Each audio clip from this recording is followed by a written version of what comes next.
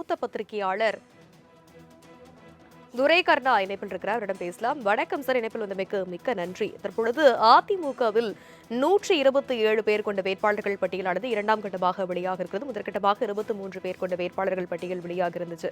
தற்பொழுது இருக்கக்கூடிய 46 எம்எல்ஏக்களுக்கும் வாய்ப்பு மீண்டும் வழங்கப்பட்டிருக்கிறது. வரப்போகிற சட்டமன்ற தேர்தலை பொறுத்தவரை இவர்களின் வெற்றி வாய்ப்பு எப்படி இருக்கும்?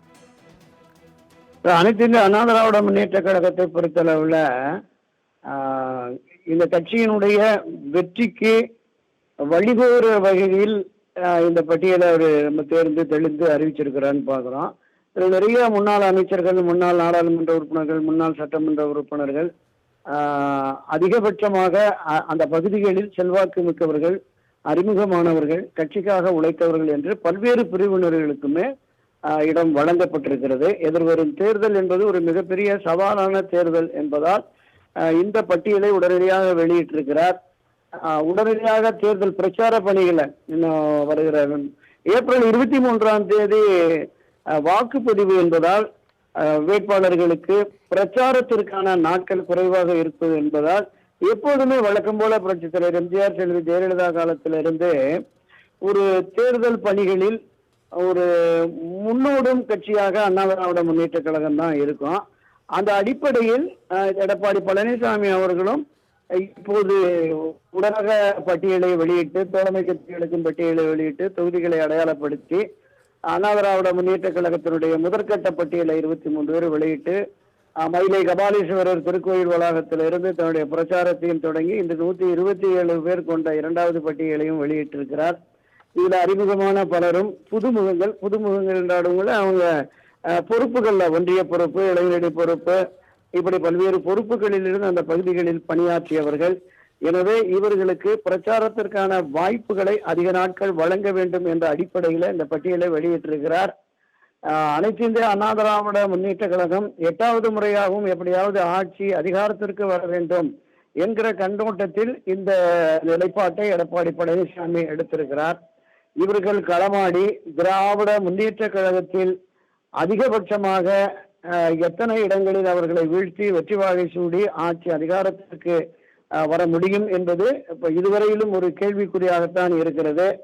திராவிட முன்னேற்ற கழகத்திற்கு எதிரான மனப்போக்கு மக்களிடம் இருந்தாலும் பிரதான எதிர்க்கட்சியான அனைத்திந்திய அதிமுக என்டிஏ கூட்டணி திராவிட முன்னேற்ற கழக அணியை வீழ்த்தக்கூடிய வல்லமையோடு இருக்கிறதா என்பதும் ஒரு பொதுவெளி கேள்வியாக இருக்கிறது. பட்டியலை வெளியிட்டு வேட்பாளர்களை அறிவித்து களம் காண்பதில் அதிமுக முந்தி கொண்டது என்பது வரவேற்கத்தக்கதுதான் சகோதரி. போடி தொகுதியில் ஓபிஎஸ் களமிறக்கப்படலாம் என சொல்லப்பட்டு வரக்கூடிய சூழல்ல அதிமுக தரப்பிலிருந்து நாராயணசுவாமி களமிறக்கப்பட்டிருக்கிறார். வெற்றி வாய்ப்பு எந்த அளவுக்கு இருக்கும்?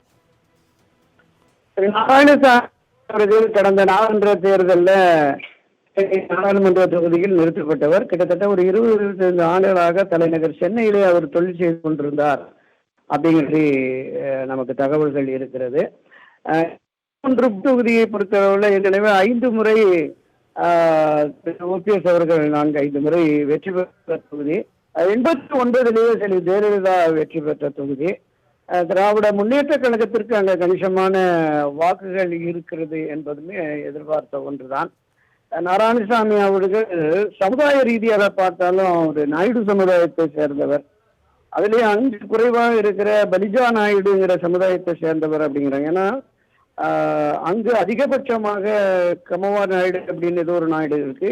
இவரும் ஒரு குறைந்த சமுதாய செல்வாக்கு உள்ளவர் அப்படிங்கிற மாதிரி தான் இருக்காங்க. இது கடுமையான ஏற்படுத்துமா அப்படிங்கிறது நமக்கு சந்தேகமாத்தான் இருக்கிறது. அருப்புக்கோட்டை தொகுதியில வைகை செல்வனுக்கு வாய்ப்பு வழங்கப்படும் என எதிர்பார்க்கப்பட்டிருந்த நிலையில வாய்ப்பு மறுக்கப்பட்டிருக்கு. சென்னை தொகுதி ஏதேனும் வைகை செல்வனுக்கு ஒதுக்கப்பட வாய்ப்பு இருக்கா சார்? இருக்கலாம். தலைநகர் சென்னையில அதிக ஆண்டுகள் இருக்கிறாரு. அருப்புக்கோட்டையில வெற்றி பெற்றதற்கு பிறகு அந்த தொகுதிக்கு அதிகமா போகவில்லை என்கிற குற்றச்சாட்டும் இருக்கிறது. அருப்புக்கோட்டை தொகுதியில ஒரு டோக்கன் எல்லாம் கொடுத்துட்டு வந்து அந்த பக்கமே போகல அப்படின்னு அப்பவே மிக கடுமையான குற்றச்சாட்டுகள் இருந்தது. அதனால மீண்டும் அங்கு களமிறக்கினால் அவருக்கு வெற்றி சாத்தியம் இல்லை என்பதால் சென்னை செங்கல்பட்டு இந்த ஏரியாவில் ஏதாவது கொடுக்கலாம் அப்படின்னு முடிவு எடுத்திருக்கலாம். அது சரியான முடிவு தான் சகோதரி. தற்போது இருக்கக்கூடிய 46 எம்எல்ஏக்களுக்கும் வாய்ப்பு மீண்டும் வழங்கப்பட்டிருக்கு. வரப்போகிற சட்டமன்ற தேர்தலை பொறுத்தவரை இவர்களின் வெற்றி வாய்ப்பு எப்படி இருக்கும்? இல்ல இப்ப 65 எம்எல்ஏக்கள்ல 40-44 பேருக்கு மீண்டும் வாய்ப்பு கொடுத்துருது. மற்றவங்களாம் எங்களால அதிகமா செலவு பண்ண முடியாதுன்னு ஒதுங்கிட்டு தான் கேள்விப்பட்டேன்.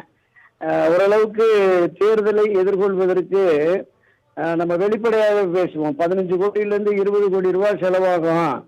அந்த செலவு தொகைகளை ஈடுகட்டுகிற ஆட்களுக்கு தான் நம்ம அதிகமா கொடுக்கணும். தலைமையில இருந்து கூட அதிகமா பண உதவி செய்ய முடியாது அப்படிங்கிற மாதிரி எல்லாமே அந்த முன்னாள் எம்எல்ஏக்கள் கட்சி நிர்வாகிகள் மத்தியில ஒரு ஒரு ஒரு தகவல் உலவி கொண்டிருக்கிறது. அந்த அடிப்படையில் யாரெல்லாம் செலவு செய்து இந்த தேர்தலை எதிர்கொள்ள முடியுமோ அவர்களை மட்டுமே தான் களம் இறக்கி இருக்கிறார்கள். அந்த வகையில முன்னாள் எம்எல்ஏக்கள் ஒரு 40-44 பேர் இன்றைய சிட்டிங் எம்எல்ஏஸ் இந்த 2016-21 காலகட்டத்தில் அனைத்து இந்த அண்ணா திராவிட முன்னேற்ற கழகத்தில் பயணித்தவர்களுக்கு மீண்டும் வாய்ப்பு வழங்கப்பட்டிருக்கிறது. இவர்களுடைய வெற்றி வாய்ப்பு என்பது இந்த தொகுதிகளில் எந்த அளவுக்கு இவர்கள் செயலாற்றினார்கள், அவர்களுடைய பின்புலம் என்ன, சமுதாய பின்புலம் என்ன, இவர்களை எதிர்த்து களமாடுகிற திராவிட முன்னேற்ற கழகத்தினுடைய சக்தி என்ன, வலிமை என்ன என்பதை பொறுத்துதான் வெற்றி தோல்வி தீர்மானிக்கப்படும் சகோதரி. இணைப்பில் உங்களுடைய கருத்துக்களை விரிவாக பகிர்ந்ததற்கு நன்றி திரு துரைகருடா.